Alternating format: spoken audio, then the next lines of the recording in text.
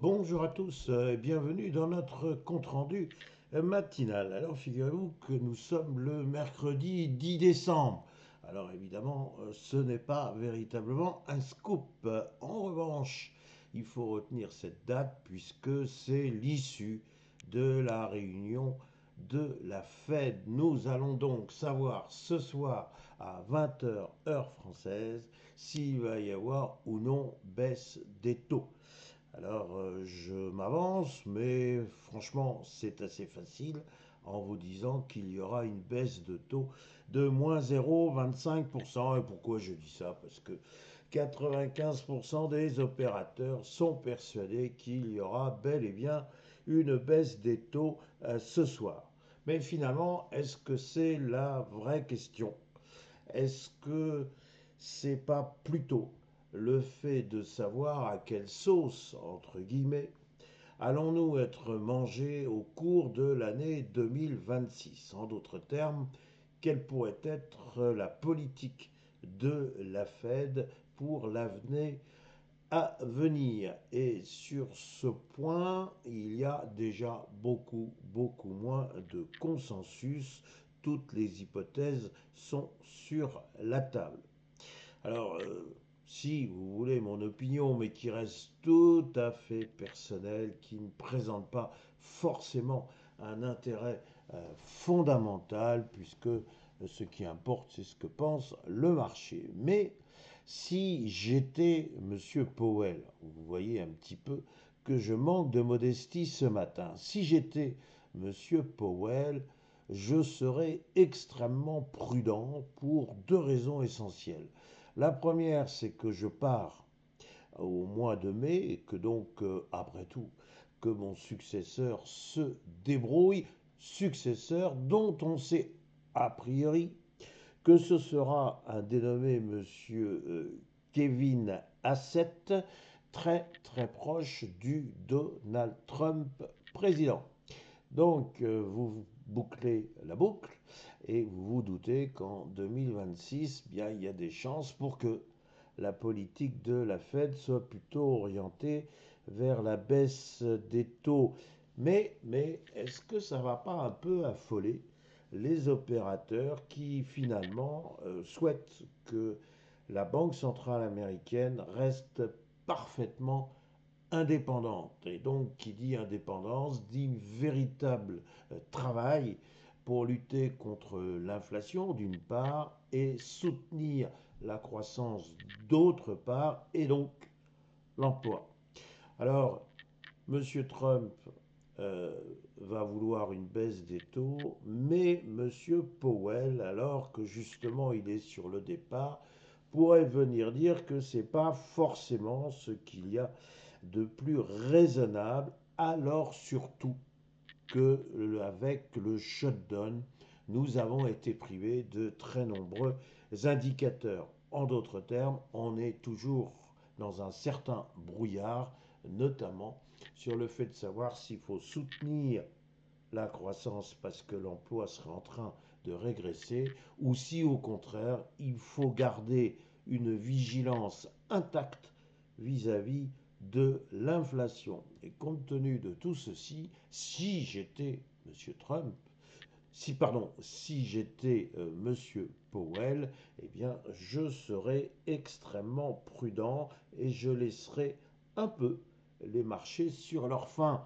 J'ai envie de vous dire, rendez-vous demain matin et effectivement, vous pourrez peut-être avoir tout le loisir de venir dire que je me suis complètement trompé. Donc regardons ce qui s'est passé sur le CAC 40. Oh, notre CAC 40, il n'était pas très brillant hier, c'est le moins que l'on puisse dire, puisque il a chuté de moins 0,69%.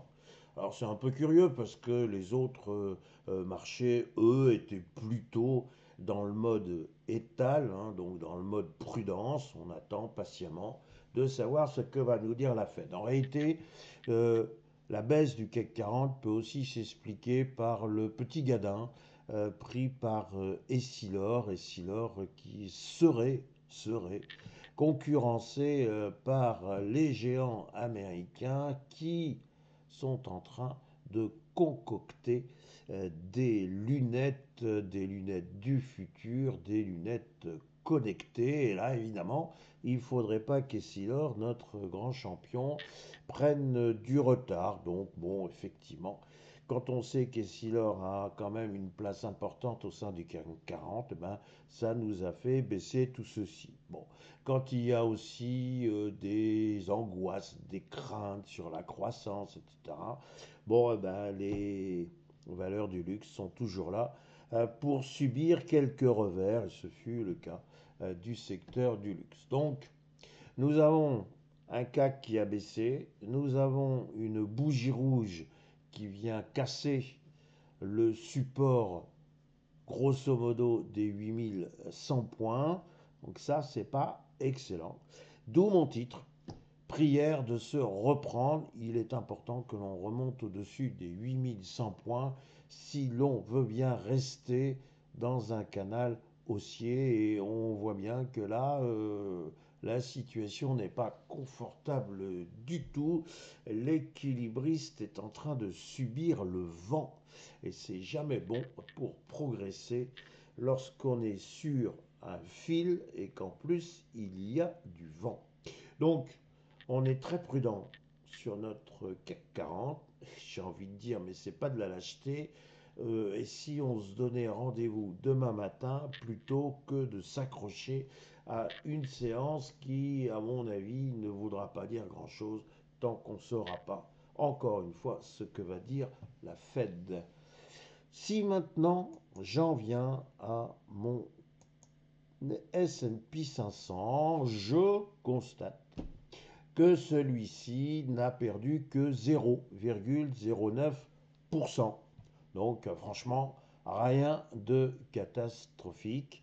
D'où mon titre, au garde à vous, bah oui, le S&P 500, il ne veut pas toucher à sa bande haussière, hein. J'ai essayé de la dessiner ici comme ça, et vous voyez qu'il est un peu à mi-chemin entre le haut ici et le bas, mais il est plutôt quand même enclin à aller s'approcher des records historiques au-delà des 6920 points. Il a dessiné une petite bougie pratiquement sans corps. Il y a une mèche supérieure. Je ne peux pas venir dire qu'il y a de grandes interprétations à établir pour aujourd'hui. Encore une fois, il attend et il attend gentiment ce que va lui dire Monsieur Powell. Donc il est fort possible que ce soir, après 20 heures, heure française, il y ait ce que j'appelle communément du rififi, donc de la volatilité. Alors cette volatilité, bien soit elle va nous entraîner parce que ce sera effectivement une excellente surprise avec une Fed très très encourageante et donc effectivement on pourrait rejoindre rapidement les 6920 points ou au contraire, bah, effectivement, il y aurait une grosse déception et une remise en cause des 6770 points. En d'autres termes, tant qu'on est au-dessus de 6770 points, on peut considérer que la tendance haussière est toujours en place. Voilà ce que je pouvais vous dire aujourd'hui sur le S&P 500. Il me reste, comme d'habitude, à vous souhaiter une excellente séance en vous rappelant, pour ceux qui ont été jusqu'au bout de cette vidéo, que vos commentaires me font toujours plaisir et qu'il ne faut pas hésiter. Merci.